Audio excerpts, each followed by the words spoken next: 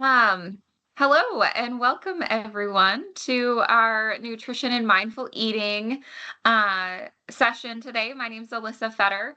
I am a registered dietitian at Regents Hospital, and I work primarily in the Cancer Center and the ALS clinic with outpatients. So I am really excited to share this information, and I hope you learn something. You find some of it helpful, and with the recording, feel free to circle back if there's information that you wanted to, revisit as you go throughout your own mindful eating journey. So today we're going to talk through um, the different food groups and learn a little bit about my plate and what that is. Talk through portion size and building that plate with portions of each of the food groups that we're going to go through, and then just some tips and tricks for mindful eating and what that means and what that looks like. Um, so here we go. All right. So right off the bat, I have some questions. Feel free to jot them down, the answers or whatever comes to your mind as we go. But our first question is, how many food groups are there? And if you can name out a few as you're jotting those things down, bonus points if you get all of them. Ah, okay. Sorry about that. One of my slides. Okay. Well, here we go. Um, so the food groups that are represented on my plate, there are five of them. Um, and if those of you who wrote anything down, I would love to know who got all five. So our food groups are fruits, vegetables, grains, protein, and dairy. Um, And there are lots of resources if you go to myplate.gov with more information about the MyPlate model and how to incorporate your own favorite foods into the MyPlate model to get that um, balanced plate and all the key nutrients that are necessary for general health and brain health and all of that good stuff. So this model has taken over. If you're familiar with the former, excuse me, food pyramids and um, the different graphics over the years provided by the USDA. The MyPlate model is just it's more maybe appealing to look at, but it also helps you be more practical in creating a plate, creating a meal, and visualizing that instead of, it's hard to create a meal putting together pieces from a pyramid versus seeing it actually on the plate. So let's dive in a little bit more. Okay. So again, the food groups, one that's not listed on the My Plate model is fats and oils, but you'll see that listed here. So this is part of our, so technically if you said 6 food groups, you would have been right too. Um, so we have our grains, fruit, dairy, vegetables, protein, and fats. And some you might notice some things will overlap into multiple food groups. So dairy most often is going to be a good source of protein. There's some good heart healthy fats and oils in some of our high protein foods as well, such as nuts and seeds. And different things like that. Lentils, those types of things also could be classified as grains. So just be mindful, if you will, that although we have these food groups, different foods can sometimes count for multiple groups. All right. So let's talk through fruit. Fruit is what I call nature's candy. It's our sweetness that we get from nature. It contains key nutrients, micronutrients like potassium, fiber, vitamin C, folate. Helps regulate healthy blood pressure, reduce cholesterol levels, which all of those things in turn um, just promote a healthy heart, so lowers your risk for heart disease, helps regulate bowel movements, um, and provides nourishment for growth and repair of your cells and body tissues, teeth and gums. Rely on these foods as well to keep them healthy. Um, and just a little quick tip. If you are looking to increase your iron intake, iron absorption is promoted by having vitamin C with your iron. So if you're taking an iron supplement, it's helpful to have something that's rich in vitamin C, such as citrus fruits or maybe a little glass of orange juice to help that iron absorb. All right, vegetables. Um, Vegetables also contain potassium, fiber, folate, key vitamins. A lot of people mix up vegetables and fruit because we think, oh, green is likely a vegetable, like a cucumber or a zucchini. Those are actually classified as fruits because it comes from the part of the plant that flowers, where vegetables are roots, stems, leaves. So, like in this picture, these onions and carrots are all beets, radishes. Those are all the root of the plant that grows underneath the ground, or things like lettuces or celery. We're eating the stalk part of the celery. We're eating the leaf part of the lettuce. So those would be perfect examples of vegetables. Again, great for cardiovascular health. Um, Potassium promotes regular blood pressure.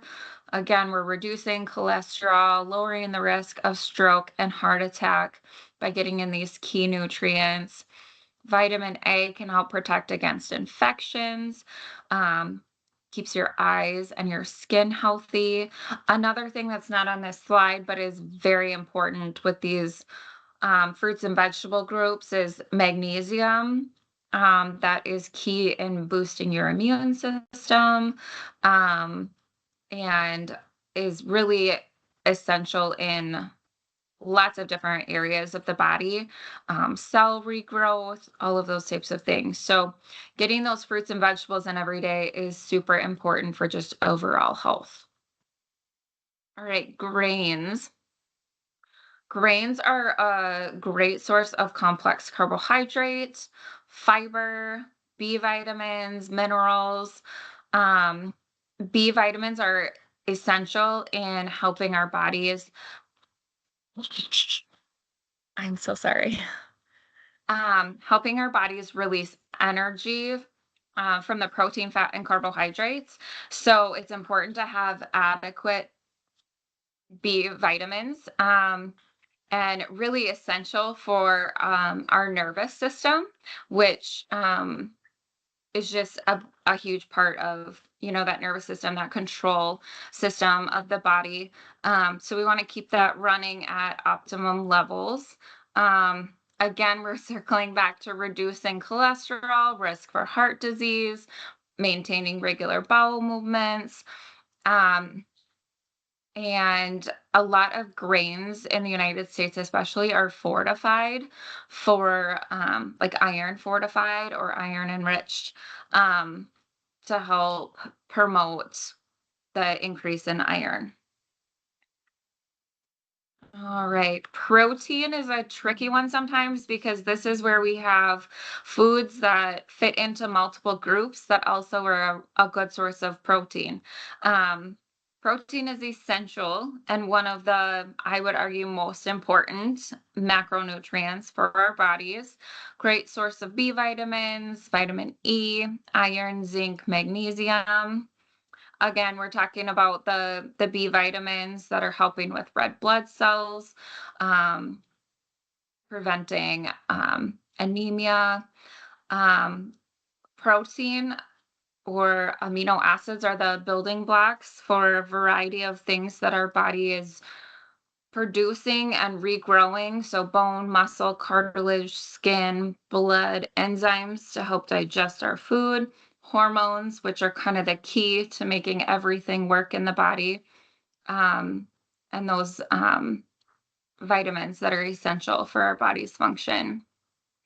Protein, like I said earlier, is considered a macronutrient.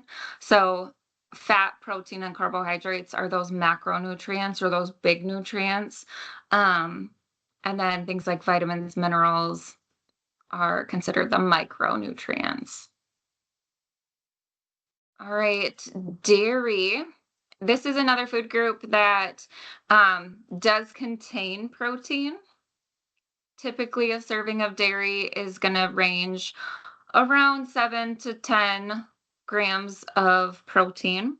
Although Greek yogurt or like Fairlife milk, those are going to have significantly higher protein in a single serving. So, dairy is great for essential vitamins and minerals, promoting it's high in calcium, so promoting strong bones and teeth, um, helps regulate blood sugar. Also, there are milk options that are fortified in vitamin D. So, for those of us living in the Midwest that don't have sunshine all year round, for our bodies to produce our own vitamin D, getting vitamin D from fortified milk is a great way to boost those levels in the winter months when we have a little less sunshine. All right. So, the next thing that we're going to do is kind of talk through um, what serving sizes look like, what amount of each of these food groups count per serving, and then also how many servings of each of these food groups we should have each day. So if you want to take a minute to maybe write down what you think a serving of fruit would be, or how many servings of grains you should have a day, or you can pick a food group and run with it, or you can try and guess them all. But if you want to take a minute um, to jot those things down, feel free to do that.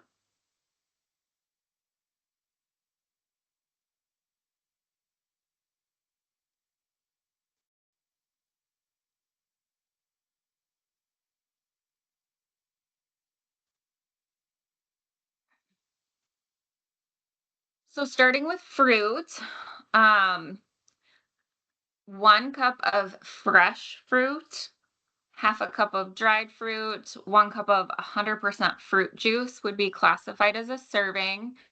Um, so one thing to note though is if you think about a cup of strawberries, those are a bigger fruit than blueberries. So you're going to get quite a bit more blueberries in a cup than in a cup of whole strawberries. Like some strawberries are so big, it might just be 3 that fit in that cup serving.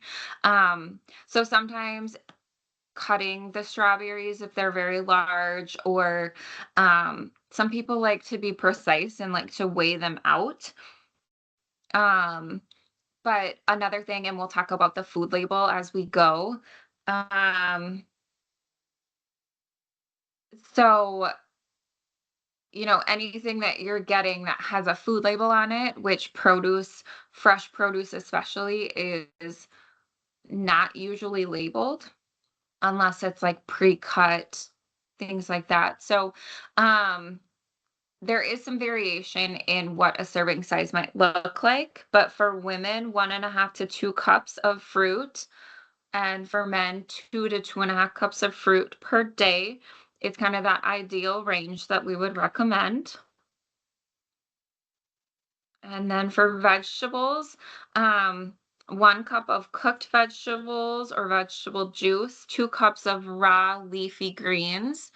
Um, so if you're having like a cup of broccoli that you steam, um, or like 2 cups of spinach in a leafy green salad. For women, the recommendation would be 2 to 3 cups per day. For men, 3 to 4 cups. Um, Again, I want to stress this is just generalities. The specific nutrient needs of each person is very individualized. Um, and if you work with a dietitian, they can help kind of figure out what the best plan is for you specifically. Um, so, some people need more, some people need less, all based on total nutrition needs. So just keep that in mind as we continue through some of these serving sizes and recommendations. All right. So 1 slice of bread, 1 cup of ready to eat cereal, half a cup of cooked rice, pasta, or cereal would be considered a serving. 3 to 3.5 ounces. For women, 5 to 6.5 ounces for men. That might be a little tricky to go from like a slice of bread, a cup of like hot cereal, half a cup of cooked rice, etc., to ounces. But we'll talk about that as we go and look through reading food labels. Um, so just keep that in mind. All right. So protein, an ounce of meat, poultry or fish, half a cup of cooked beans, 1 egg, a tablespoon of peanut butter, half an ounce of nuts or seeds, half a cup of tofu, 1 ounce of tempeh. Um, and for women, 5 to 6 ounces, and for men, 6 to 7 ounces. Again, that could look a lot smaller for some people, and some people might be getting closer to double of that. So, um, just be mindful that all of these recommendations um, aren't specific or customized. It's just kind of a general, broad recommendation.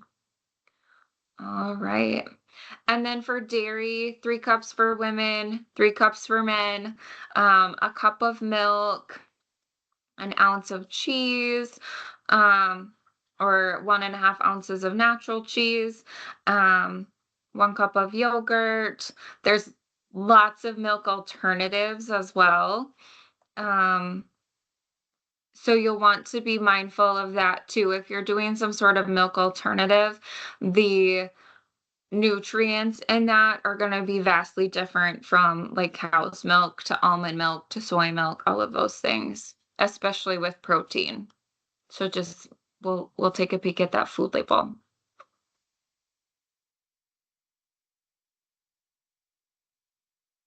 All right. So, um, some things to improve our heart health. Um, Heart healthy fats that we talked briefly about before. Um, but that's going to be like your olive oil, avocado is a great source of heart healthy fats. Um, Nuts and seeds are all oils or fats that are good for your heart.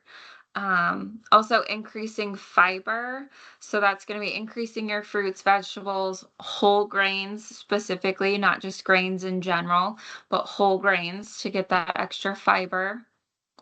Limiting your salt intake. One way that I explain this to patients in the hospital is you get 2,000 milligrams of sodium per day. If you don't use it, you lose it. You don't get to take it tomorrow.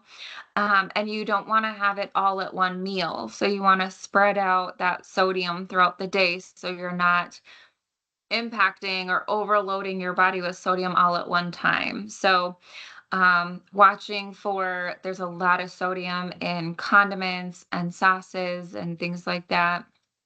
Um, Anything brined or pickled is going to have quite a bit of sodium. Anything ultra processed foods are going to be high in sodium. So, again, we'll take a look at the food label, but limiting your salt intake, especially added salt and ultra processed foods, is going to be key for that. And then movement. Um, any doctor approved movement, physical activity is going to be helpful for your heart. I am not a professional in that realm in any way. So I always defer that to our physical therapists and providers.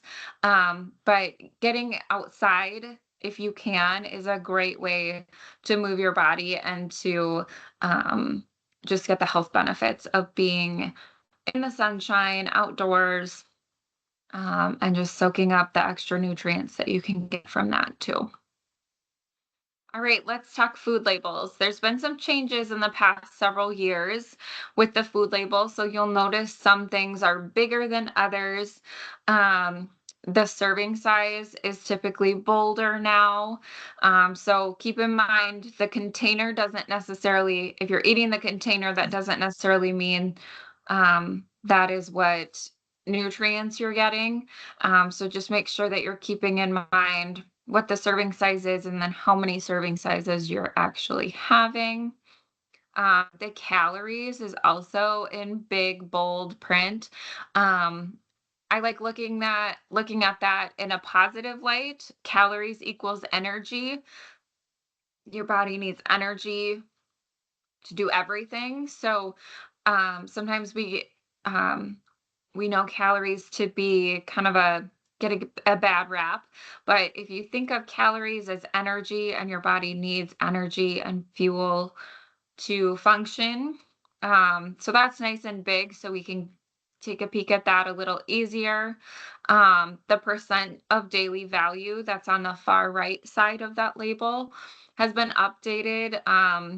That is based on a 2,000 calorie per day diet, which is again not necessarily a one size fits all. So that's where working with a dietitian could be helpful to see what your nutrition needs are. Um, and then there's added sugars listed underneath your total carbohydrates, which is a new thing. There's some different nutrients that are required down below that big, thick black bar. Um, and then um, the new footnotes have been updated as well. Just I think the goal of all of these nutrition label updates is to um, just improve the understanding of what's actually in the food, and just be more kind of comprehensive for people to read the label and know what it means. That being said, um, these food companies that produce the packaging are marketing professionals. So keep that in mind. Sometimes it can be tricky if you're looking at the front, it might say something that sounds like it's a really good, healthy option. So always turn that container around, turn that package around. When in doubt, look at that label.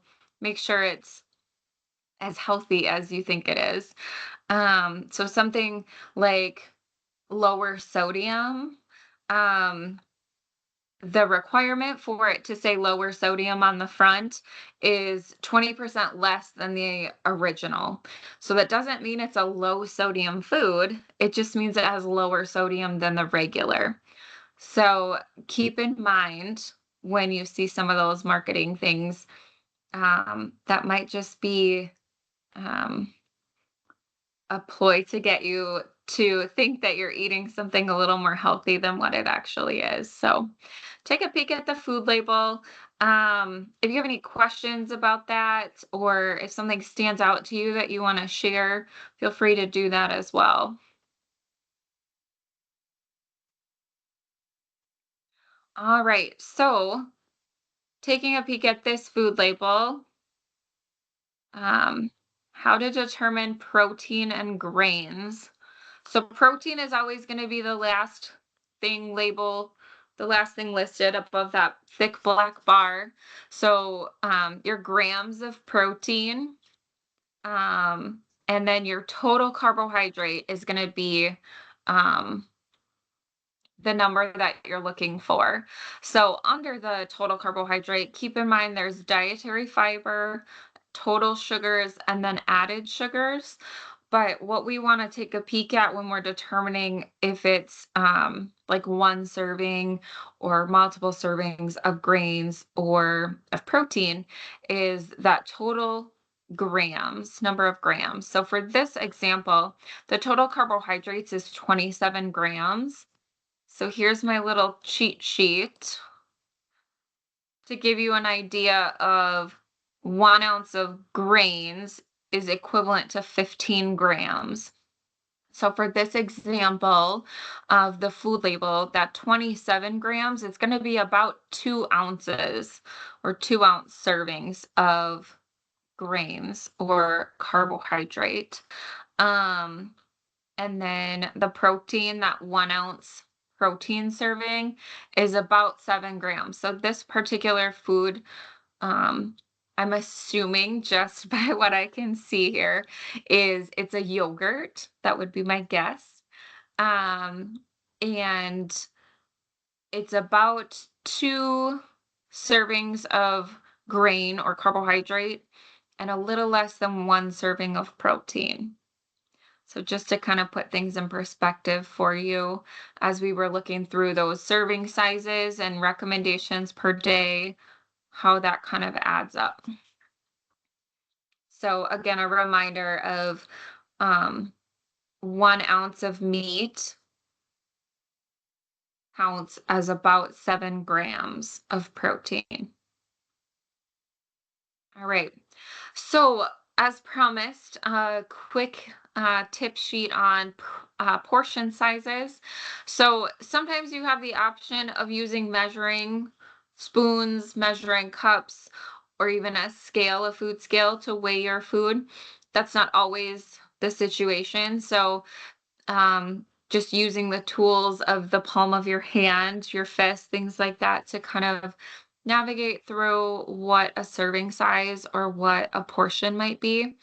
Um, so a serving of nuts, that's about half a cup, would be if you made a fist, that front portion of your fist is about a half a cup. If you turn your fist over, keeping that clenched fist is about the serving size of about 1 cup. So the example is a bowl of rice. Your index fingertip is about 1 teaspoon. Your thumb is about 2 tablespoons. Um, the palm of your hand is similar in size to like a deck of cards, which would be a standard serving of meat, pork, chicken. That 3 to 4 ounces is similar to that deck of cards.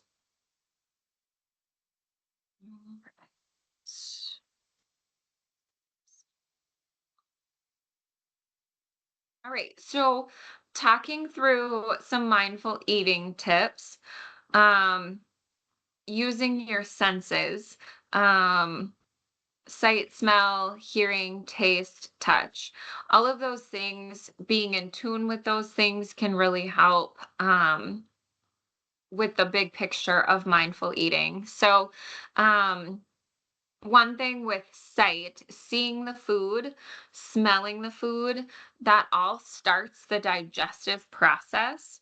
So when you are visualizing, smelling, hearing the food being prepared, that starts your body in getting ready for digestion.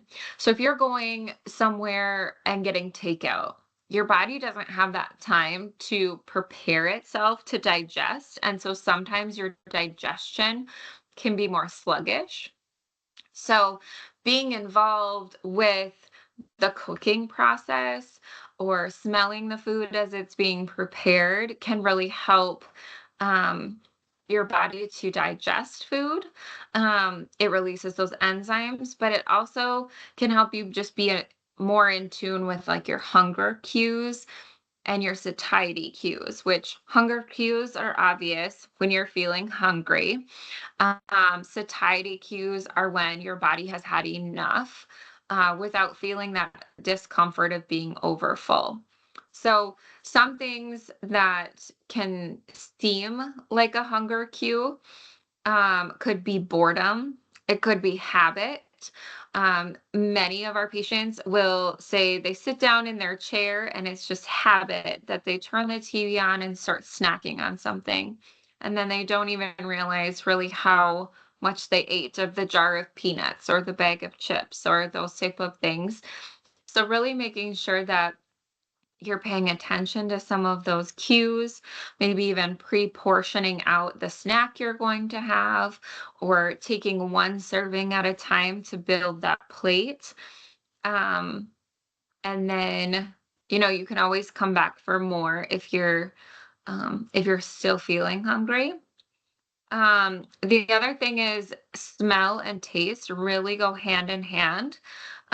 So if you're not feeling well or that sense of smell is diminished because you're congested or whatever the case may be, that is not uncommon to then impact your taste buds. So food may taste less strong or may taste more bland.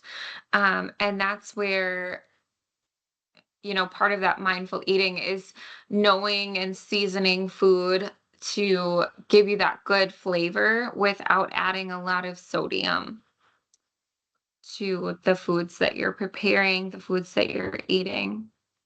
So those are just some of the, you know, basic um basic things with our senses.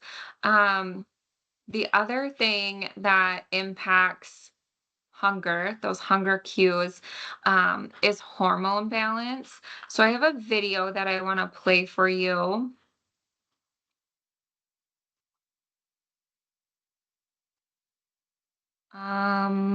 Sorry about that. My link is not working. Okay. I will make sure that we have the link